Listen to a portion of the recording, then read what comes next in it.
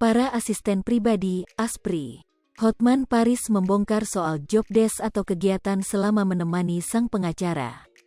Asprey Hotman Paris ketiga dan ke-27, Baby Go dan Lisa membeberkan soal job desk selama bekerja bersama Hotman Paris. Dikatakan Lisa, selama 3 bulan menjadi Asprey ia kerap menemani syuting Hotman Paris.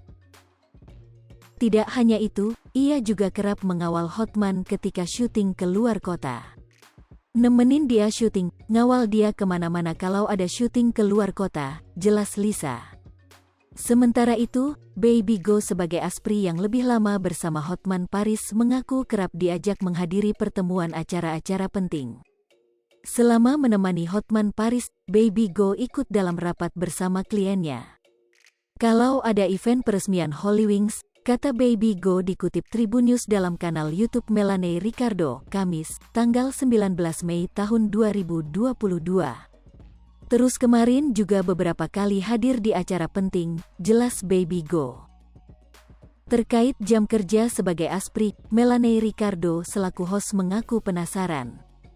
Kalau datang mulai kerja jam berapa? Tanya Melanie. Menurut Baby Go, jam kerja sebagai Asprey Hotman Paris cukup fleksibel. Lantaran menyesuaikan dengan kegiatan Hotman Paris saat bertemu dengan kliennya.